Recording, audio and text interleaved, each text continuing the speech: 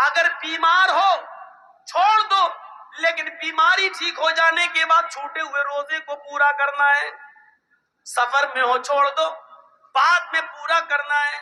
یہ روزہ اتنا زبردست فریضہ ہے کہ رمضان کے مہینے میں اگر عورتیں پیریڈ سے ہو جائیں، ان کو مہینہ شروع ہو جائے تو وہ نماز بھی چھوڑیں گی اور روزہ بھی چھوڑیں گی۔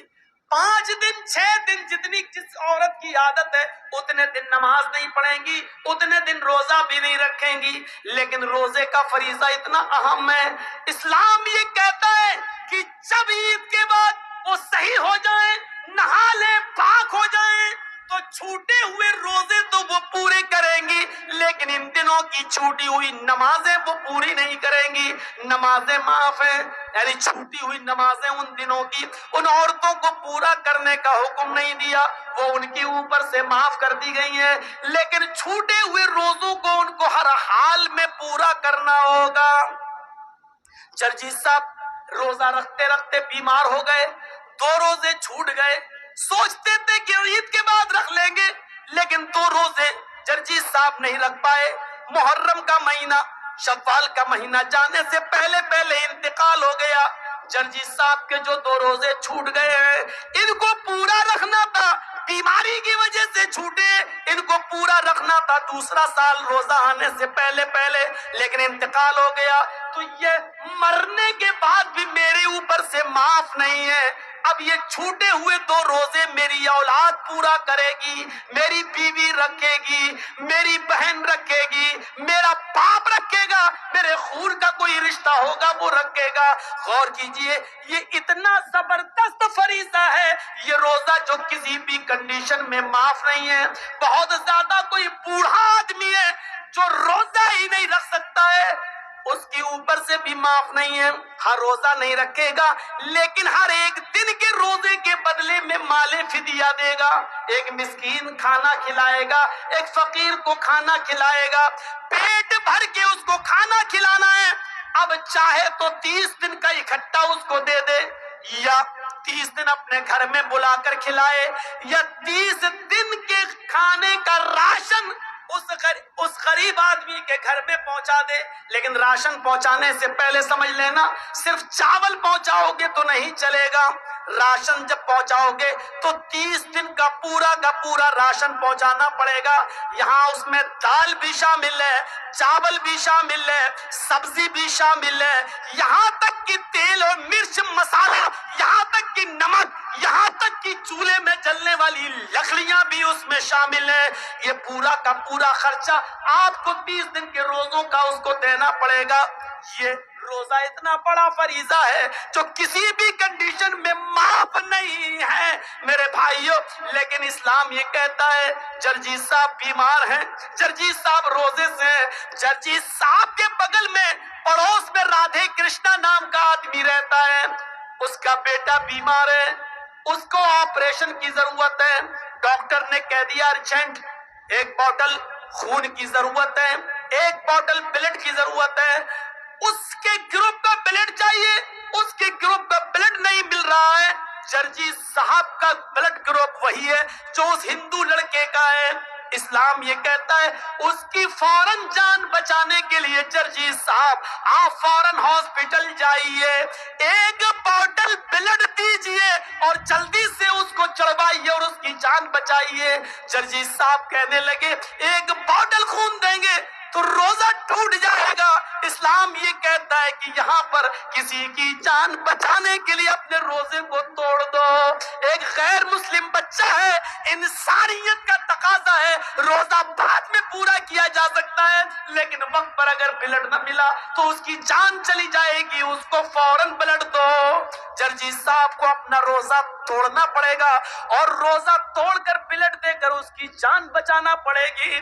میڈیا والوں لکھو اور بیان دو، اسلام یہ شکشا دیتا ہے، اسلام یہ تعلیم دیتا ہے، تمہاری طرح نہیں کہ رام کا نام بدنام کرو، پیڑ سے باندھ دو، جے شری رام کے نعرے لگاؤ، مسجدوں سے بھی گزرو تو رام کا نام لگاتے ہوئے گزرو، یہ نعرہ لگاتے ہوئے سنو۔ اگر تمہارے عقیدے کے مطابق رام چندر جی جیوت ہیں، زندہ ہیں، تو یقین مانو کہ ان کی آتما ہوگی, ان کی آتما اندر سے کتنی رو رہی ہوگی کہ میں نے تو اپنے شاگردوں کو, اپنے چیلوں کو ایسا رام دھرم بنانے کے لیے نہیں کہا تھا, ایسا تو نہیں کہا تھا, لیکن آج یہ کتنے گر چکے ہیں کہ اپنے سوارتھ کے لیے ہم کو مسجدوں کے باہر بھی نیلام کر رہے ہیں. ذرا تصور کیجئے, یہ اسلام ہے جو ہمیں جوڑتا ہے, یہ اسلام ہے جو ہمیں مانوتا اور انسانیت سے جوڑتا ہے. یہ اسلام ہی ہے جو کہتا ہے واللہ لا یؤمن, اللہ کی قسم وہ مومن نہیں.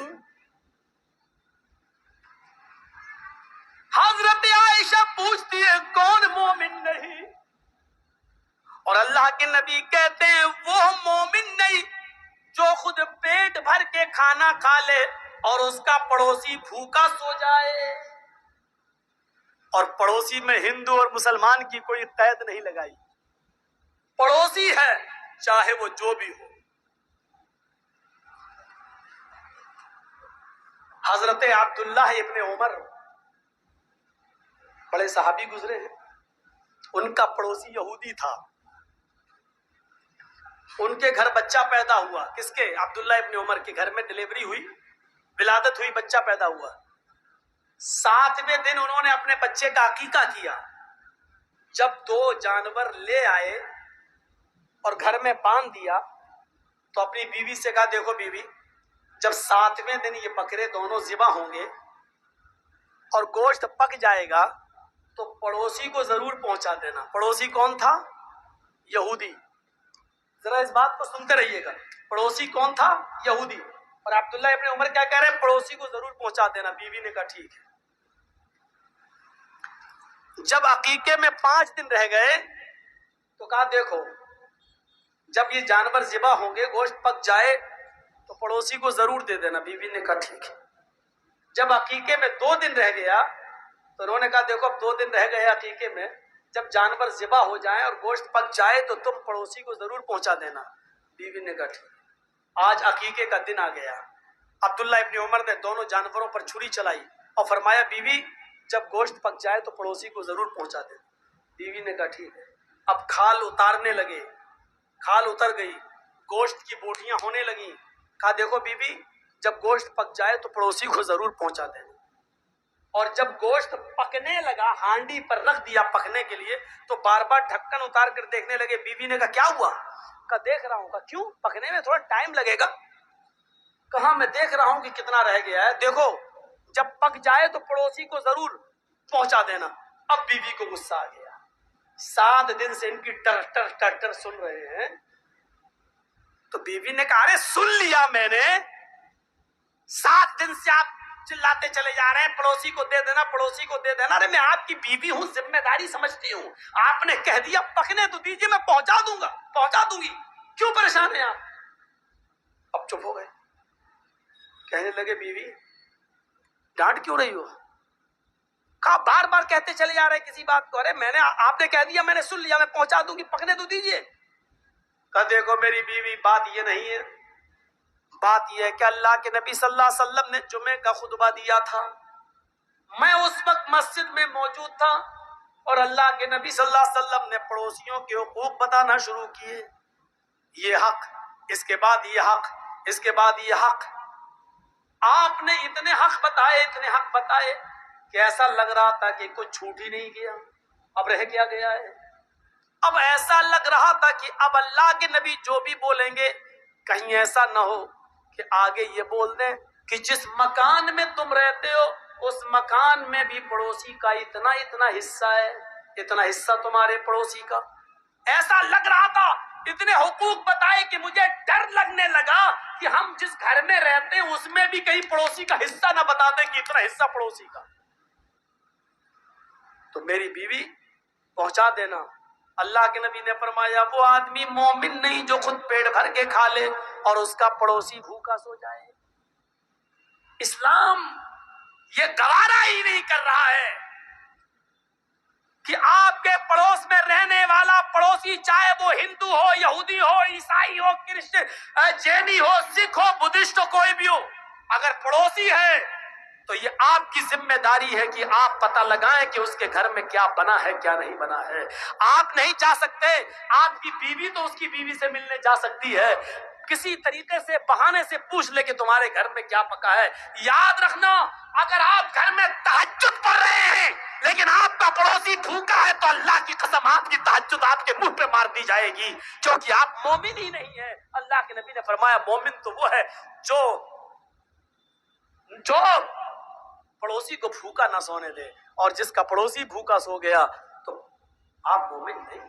وَمَنْ أَعْرَضَ عَنْ ذِكْرِي فَإِنَّ لَهُ مَعِيشَةً ضَنْكًا, جو میرے ذکر سے میری نماز سے اعراض کرے گا, یعنی آذان کے وقت مسجد میں نہیں آئے گا, کھیت میں لگا ہوا ہے کھیتی کر رہا ہے, بازار میں لگا ہوا ہے مارکیٹنگ شاپنگ کر رہا ہے, ہاں چائے پینے میں لگا ہے, ہوٹل میں بیٹھا ہے, آذان کی آواز سن رہا ہے لیکن مسجد کی طرف نہیں جا رہا ہے, آذان کی آواز سن رہا ہے کیرم بورڈ کھیل رہا ہے, آذان کی آواز سن رہا ہے لیکن وہ اپنے مشغلے میں اپنے کام کو نہیں چھوڑ رہا ہے, اس کو کہتے ہیں کہ اس نے نماز سے اعراض کیا ہے.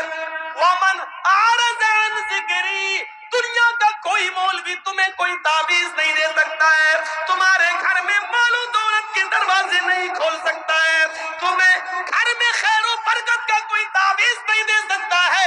اگر کوئی مولوی دیتا ہے تو وہ جھوٹ بولتا ہے, اگر دیتا ہے تو ڈرامہ کر رہا ہے, نوٹنکی کر رہا ہے. اللہ نے پہلے ہی کہہ دیا جب تو میرے ذکر سے نماز سے منہ موڑے گا تو ہم تیری روزی کو تنگ کر دیں گے. اب تو چاہتا ہے کہ ہمارے گھر میں خیر و برکت ہو, اگر تو چاہتا ہے جو کماتا ہے وہ پیسہ رکے تو نماز کو پابندی کے ساتھ اپنے وقت پر پڑھنا شروع کر دے. جب تو اللہ کے ذکر کا خیال رکھے گا, نماز کا خیال رکھے گا تو تیری روزی میں تنگی نہیں آئے گی, تیری روزی میں برکت ہوگی. یہ علاج بتایا ہے اللہ تبارک و تعالیٰ نے روزی میں برکت کا. جا رہے ہو کٹ ملوں کے پاس, یہ تمہیں کیا دیں گے جو خود 5-6 ہزار روپے مہینے پہ بیچارے نماز پڑھانے والے, وہ آپ سے اور لے لیں گے. 100 روپے تو ہم نے تمہیں تعویذ دیا, 51 روپے دو, 101 روپیہ تو ہم نے تمہیں اتنا اچھا اتنی محنت کر کے تعویذ بنایا. ان کا تو روزی روٹی اسی پہ چلی رہی ہے, وہ تمہارے گھر میں روزی اور روٹی کے دروازے کیا کھولیں گے. وَمَنْ أَعْرَضَ عَنْ ذِكْرِي, اب سنیے اللہ کے ذکر سے اعراض کرنے والوں کا انجام کیا ہوتا ہے. نماز کے وقت پہ نہ پڑھنے والوں کا انجام کیا ہوتا ہے وہ بھی سن لیجیے, سنیے گا غور سے. یہ واقعہ ہمارے اور آپ کے دلوں کو جھنجھوڑ دے.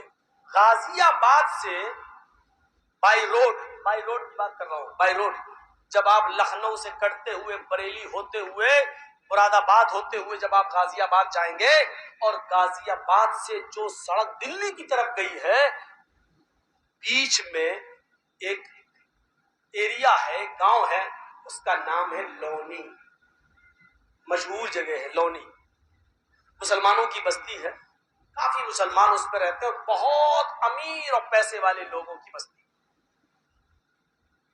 اس بستی میں لونی کے اندر 2 سگے بھائیوں کی شادی ہونا تھی, دونوں سگے بھائیوں کی شادی, اور جس گاؤں میں بارات جانا تھی وہ ایک ہی گاؤں ہے, ایک ہی گاؤں میں لڑکیاں الگ الگ تھی لیکن بارات ایک ہی گاؤں میں جانا تھی. تو شادی سے جیسے کل صبح بارات جانی ہے, کل دوپہر میں یا 4 بجے کے بعد عصر کے بعد بارات جانی ہے, تو ایک رات یعنی اس سے ایک رات پہلے ان دونوں نوجوانوں نے سوچا کہ اس رات کو رنگین بنایا جائے, کھیل تماشا کیا جائے. تو یہ دونوں نوجوان دلی سے کچھ طوائفوں کو لے کے آئے.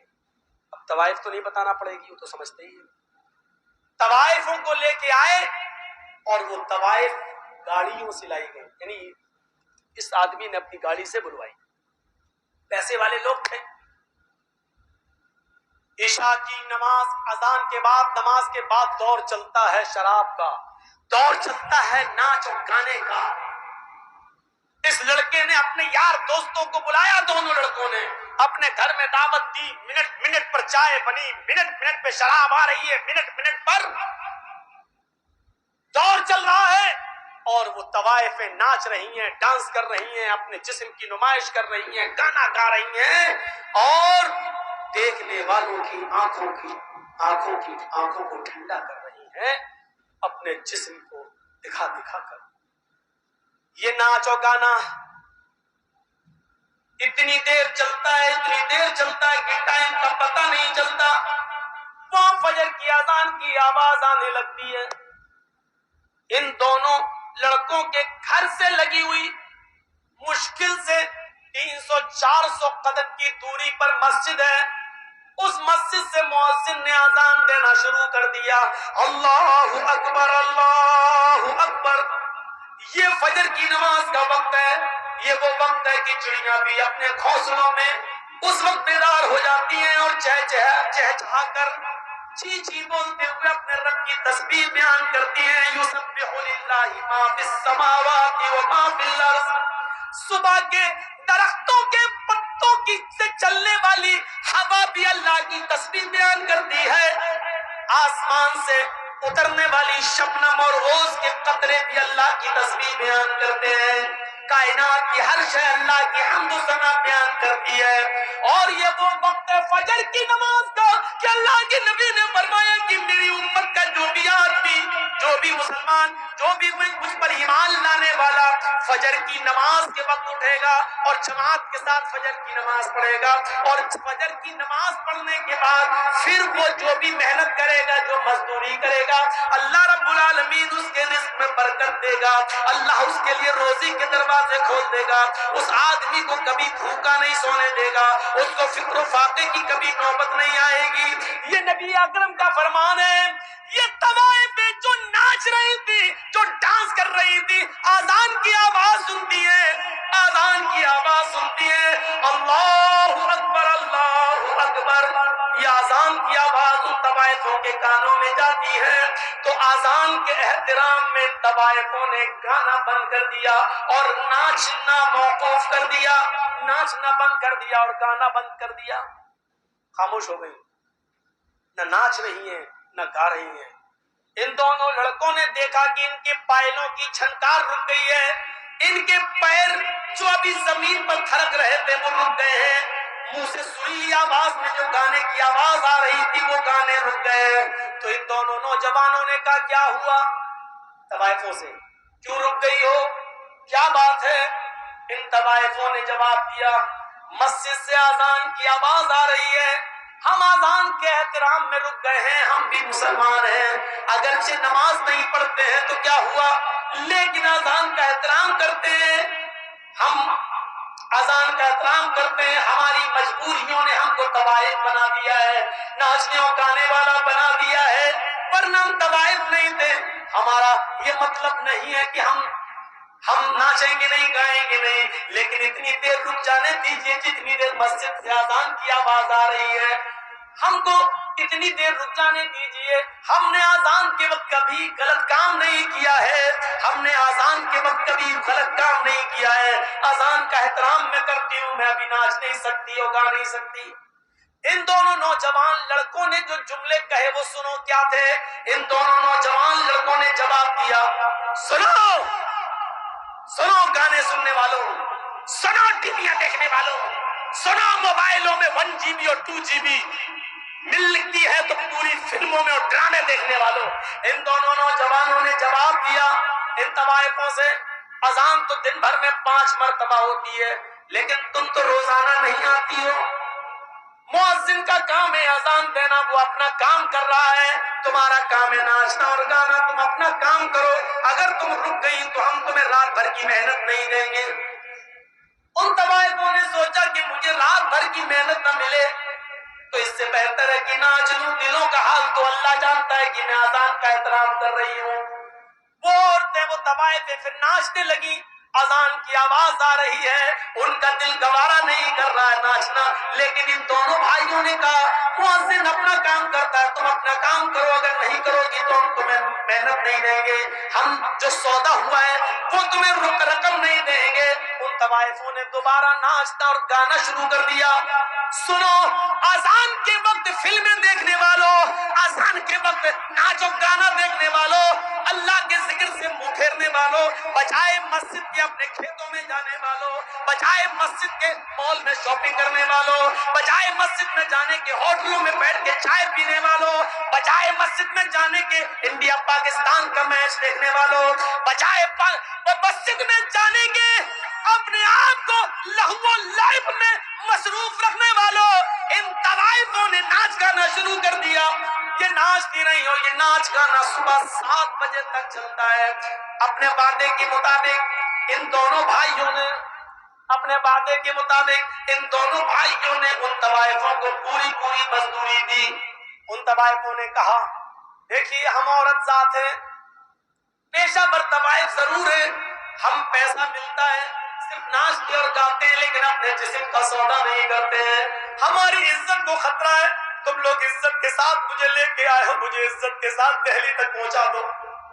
ان دونوں بھائیوں نے سوچا کہ چلو لونی سے دلی ہے ہی کتنا دور، ہم ان کو پہنچا دیتے ہیں پھر واپس آ جائیں گے، 2 بجے کے بعد تو بارات جانا ہے، ابھی تو جائے گی نہیں، ہم ان کو چھوڑ کے واپس آ جاتے ہیں۔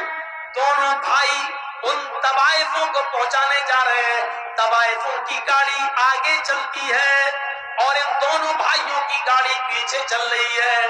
طوائفوں کی گاڑی آگے چلتی ہے، طوائفوں کا جو ڈرائیور تھا وہ تھوڑا ہوشیار تھا، اس لیے اس نے بہت ہوشیاری کے ساتھ گاڑی کو موڑ مار کر نکال لیا، لیکن سامنے سے آنے والے ٹرک نے ان دونوں بھائیوں کی گاڑی میں ایسی ٹکر ماری کہ ان دونوں بھائی کی گاڑی کئی ہچکولے کھانے کے بعد کافی دور گرتی ہے، ایک کھیت میں گرتی ہے۔ آنن فانن لوگوں کی بھیڑ جمع ہو جاتی ہے، کسی طرح کار کا گاڑی کا ڈھکن کھولا جاتا ہے، اس کی کھڑکی کھولی جاتی ہے، اس کی ونڈو کھولی جاتی ہے، لیکن دونوں بھائیوں کی لاشیں اتنی بگڑ چکی ہیں، اتنی خراب ہو چکی ہیں کہ پہچان سے باہر ہے کہ بڑے بھائی کی لاش کون سی ہے اور چھوٹے بھائی کی لاش کون سی ہے، پہچان نہیں، پہچان سے دور ہے۔ ایسی ٹکر ہوتی ہے ٹرک سے کہ گاڑی دور گرتی ہے، بڑی مشکل سے ڈھکن کھولا گیا، بس کرو بھیا پی لینا بعد میں چاہے، ہم ان کو منع کر رہے ہیں، پیچھے سے آپ بول رہے ہیں۔ دونوں بھائیوں کی گاڑی ڈھکی کھولی جاتی ہے، جب کھڑکی تو لاش پہچاننے میں نہیں آ رہی ہے کہ بڑے بھائی کی لاش کون سی ہے، چھوٹے بھائی کی لاش کون سی ہے۔ ان دونوں لاشوں کو اٹھایا گیا ہے، پوسٹ مارٹم کے بعد ماں باپ کے حوالے کیا گیا ہے۔ ذرا اس انجام کو نوجوانوں کبھی سوچا ہے آپ نے؟ سوچا ہے آپ نے 2 بجے کے بعد ان دونوں کی بارات جانا تھی، لڑکی والے کے گاؤں میں، لڑکی کے گاؤں میں، لڑکیوں کے گاؤں میں ان دونوں کی بارات جانا تھی۔ ذرا سوچئے، پھر ہم وہیں آئیں گے، سوچئے ہم وہیں آئیں گے، آپ کو بار بار وہیں لا رہے ہیں، سوچئے ابھی ان دونوں کی بارات لڑکیوں کے گاؤں میں جانا تھی، اب بارات نہیں جا رہی ہے، اب ان کا جنازہ قبرستان کی طرف جا رہا ہے۔ تھوڑی دیر میں کہاں سے کہاں تبدیلی آ گئی، چینجنگ دیکھیے، ابھی 2 بجے کے بعد، 4 بجے کے بعد، مغرب کے بعد ان کی بارات لڑکیوں کے گاؤں میں جانا چاہیے، لیکن اب ان دونوں لڑکوں کو گاؤں میں نہیں بلکہ قبرستان لے جایا جا رہا ہے۔ ابھی کچھ دیر کے بعد ان دونوں لڑکوں کو لڑکی کے ماں باپ کی طرف سے ملے ہوئے کپڑے پہننا تھے، صحرا پہننا تھا، دولہا بننا تھا، ان کو نئے کپڑے پہننا تھا، لیکن تھوڑی دیر میں اب ان کو نئے کپڑے نہیں بلکہ نیا کفن پہنایا جا رہا ہے۔ تصور کیجئے، پھر کہتا ہوں سوچئے، ابھی ان کو کپڑے پہننا تھے نئے، لڑکی کے ماں باپ کی طرف سے ملے ہوئے کپڑے پہننا تھے، لیکن اب باپ کی طرف سے ان کو کفن پہنایا جا رہا ہے۔ میرے بھائیوں ذرا سوچئے، ابھی تھوڑی دیر کے بعد ان کو شادی کے منڈپ پہ بیٹھنا تھا، وہی مولوی ہے جو ابھی تھوڑی دیر کے بعد ان دونوں کا خطبہ نکاح پڑھانا تھا اس کو، یا ایھا الذین آمنوا اتقوا اللہ حق تقاتہ یا ایھا الناس اتقوا ربکم یا ایھا الناس اتقوا، یہ تب دعائیں پڑھنا تھی اس کو، ابھی خطبہ نکاح میں یہ آیتیں اس کو پڑھنا تھی، لیکن اب وہی مولوی خطبہ نکاح کے بجائے اللہم اللهم اغفر لحينا ومیتنا وشاہدنا وغائبنا وصغیرنا وکبیرنا پڑھنا ہے۔ آپ نے سوچا ہے، آپ نے کبھی غور کیا ہے، یہ ہے اللہ کے ذکر سے اعراض کرنے کا انجام۔ وَمَنْ أَعْرَضَ عَنْ ذِكْرِي فَإِنَّ لَهُ مَعِيشَةً